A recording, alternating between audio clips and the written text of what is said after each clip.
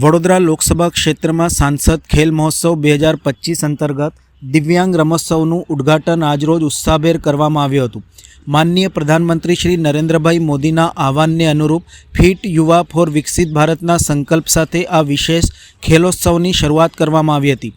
કારેલીબાગ વિસ્તારમાં મુક્તધ્વનિ trust educational complex ખાતે આજે બપોરના 3:30 કલાકે દિવ્યાંગ રમોત્સવનો ભવ્ય પ્રારંભ થયો હતો। સાંજ જેટલી રમતોમાં દિવ્યાંગ ખેલાડીઓએ ઉત્સાહપૂર્વક ભાગ લીધો છે। આ રમોત્સવ આગામી 15 દિવસ સુધી ચાલનાર છે, જેમાં દરેક ઉંમરના દિવ્યાંગ ખેલાડીઓએ ભાગ લઈ રહ્યા છે। રમતો દરમિયાન ખેલાડીઓમાં જુસ્સા, પ્રતિભા અને સંકલ્પ શક્તિને ઉપસ્થિત સૌએ પ્રેરિત કર્યા હતા। આ વિશેષ કાર્યક્રમનું આયોજન ડૉક્ટર હેમાંગ જોશી, સાંસદ વડોદરા લોકસભા દ્વારા કરવામાં આવ્યું હતું। તેમણે જણાવ્યું હતું કે દિવ્યાંગજનો માટે આવી સ્પર્ધાઓ તેમના આત્મવિશ્વાસ અને પ્રતિભાને રાષ્ટ્રીય સ્તરે પ્રોત્સાહિત કરવા માટે મહત્ત્વની છે।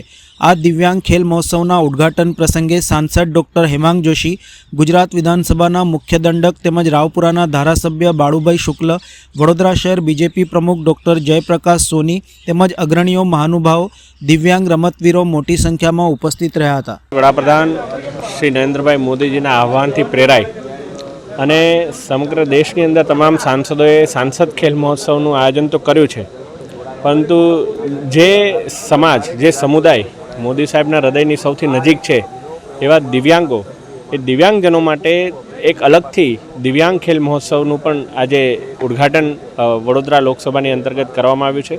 15 દિવસ સુધી આ મહોત્સવ ચાલવાનો છે અને 15 દિવસની અંદર ઘણી બધી રમતો, 7થી વધારે રમતોનું આયોજન આ દિવ્યાંગ ખેલ મહોત્સવ અંતર્ગત કરવામાં આવશે અને સાથે સાથે સિનિયર સિટીઝન તથા દિવ્યાંગો સાથે મળી અને આની અંદર ભાગ લેવાના છે। લોકપ્રિય સાંસદ ડૉક્ટર હેમાંગભાઈ દ્વારા ખેલ મહોત્સવ, સાંસદ ખેલ મહોત્સવના અંતર્ગત આજે દિવ્યાંગો માટે ખેલ મહોત્સવનો પ્રારંભ કરવામાં આવ્યો છે। આનું આજે ઉદ્ઘાટન થયું છે। દિવ્યાંગોની અંદર પહેલેથી જ ઈશ્વરે ગુણો અને શક્તિઓ આપેલી હોય છે, એને ઓળખીને એ અલગ અલગ સ્પર્ધાઓમાં પાર્ટિસિપેટ કરે, એમના દ્વારા ગુણો અને એમની શક્તિઓનો ઓર વિકાસ થાય અને આજે અહીંયા આ સ્તરથી લઈને રાષ્ટ્રીય સ્તર પર, ઇન્ટરનેશનલ સ્તર સુધી પણ લોકો પહોંચે એ માટેનો એક નમ્ર પ્રયાસ છે।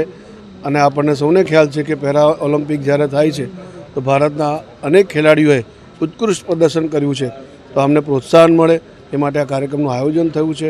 આ કાર્યક્રમમાં જે બાળકોએ પાર્ટિસિપેશન કર્યું છે સૌને હું અભિનંદન આપું છું અને ભવિષ્યમાં આગળ વધે એની શુભકામનાઓ પાઠવું છું। આજ રોજ આપણા વડોદરા લોકસભાના યુવા અને લોકપ્રિય સાંસદ ડૉક્ટર હેમાંગભાઈ જોશી દ્વારા જે સાંસદ ખેલ સ્પર્ધાનું આયોજન કર્યું છે,